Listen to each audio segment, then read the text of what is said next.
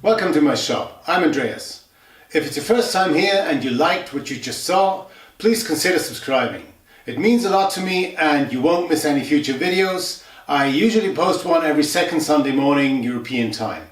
The subscribe button is just my logo here in the corner of the video. Now, about this project, let me tell you a little bit about my thinking behind it. I had seen boxes like these in a children's shop here in Germany, but they were made of painted MDF and they were quite expensive and they didn't look as nice, let's put it this way. And I liked the idea of having a box that is a shelf at the same time as it is a bin. And the ones that I saw, they had this board here mounted in a fixed position so you couldn't take it out. And my thinking was that first I want to make something that's not as expensive as the one that I saw. Second, it should be durable. I want something that is furniture grade, or at least as furniture grade as I can manage. And that's not only useful now as the kids are primary school age, but that lasts and probably is useful to them later on when they're teenagers or even later. So I'd like to make something lasting.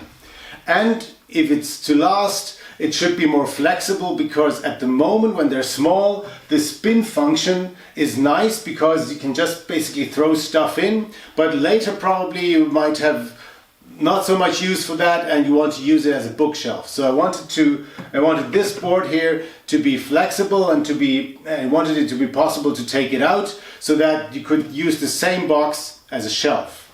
And that's exactly how it works. So I thought a lot about the mechanism. First I thought I'd cut some grooves in here and I just slide this in and out. But then I realized when it's out, the groove doesn't look very nice because this is plywood. And you never know on which layer of the plywood you end up. So it might be that here you have a dark layer and on this side you have a light layer, and it wouldn't look so nice with the groove in. So I discarded the groove idea. So then I came up with the idea as I have it now, and I'd like just to show you how you do it. Basically, there are 4 metal pins that hold this board in place. And I wanted it to be as unobtrusive as possible when it's mounted and when it's unmounted. So all I have now is 4 holes that you can see when it's unmounted and 2 holes that you see when it's mounted. So you have this little magnet here, and with this magnet you can pull these pins. These 2, they're a bit longer. And now you can take out the board. This is something you have to store somewhere in the room, of course, and you have 2 more pins. And now all you see is these 4 holes and you have the 4 pins. The next idea was, where do you store the pins and the magnet so that they don't get lost? Well, for that I mounted another magnet in here with a screw, and you basically just have to come into the vicinity of it and you just put all the stuff in there, so it's out of the way, you can't see it unless you really look up into the box, and all the stuff is always there. The only thing that you have to keep track of is this one when it's not mounted, but you can put it behind the shelf, for example, or somewhere near, so that's probably not much of a problem. Now let me show you how to put it back in. You take the 2 smaller pins, put them in here, then you take the board, bring it on, and then you just push these pins in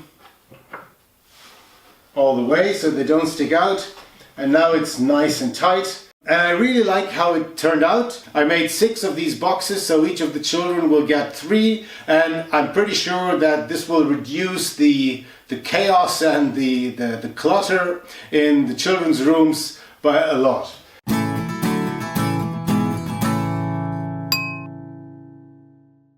There's one important lesson that I learned on this build, and that's concerning the dowel jointer. It's the first time that I used a dowel jointer. I'd only recently bought it, and I got a dowel jointer because I thought that dowels are more flexible and also a little stronger than biscuits.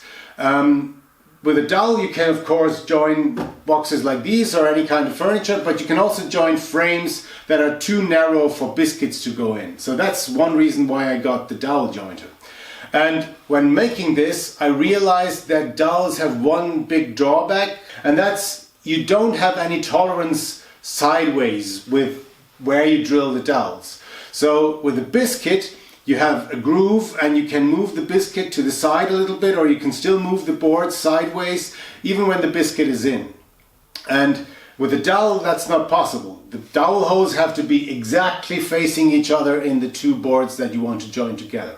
And that was a problem here in this build, because it seems that I made a mistake when I misaligned those two boards a little bit when drilling the dowel holes, and so I ended up with little with boards not being flush at these points, and I had to do a fair amount of correcting with the plane to get it almost right. I didn't get it completely flush in some boxes, but it now looks okay, and you don't really see the difference if you don't know and if you don't look very hard.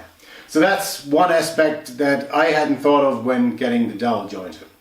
Another point is that I used my parallel guides for the track saw that I built earlier, and I'll link to the build video here in the corner.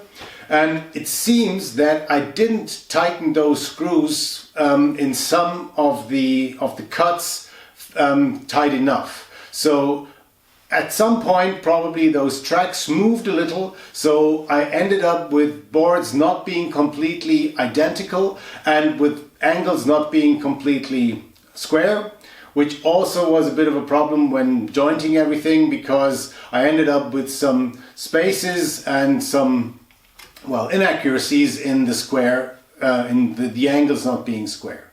So the lesson is, of course, well, if you use a jig like that, make sure you double check and make sure you tighten everything so that the jig doesn't move on you in the course of several cuts.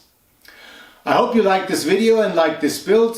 If you did, I'd really appreciate it if you give the video a thumbs up, if you share it with your friends, or if you leave me a comment. And once again, if it's your first time here and you liked what you saw, please consider subscribing. It really means a lot to me. I hope to see you back soon, and as always, remember to watch, learn, and then make something.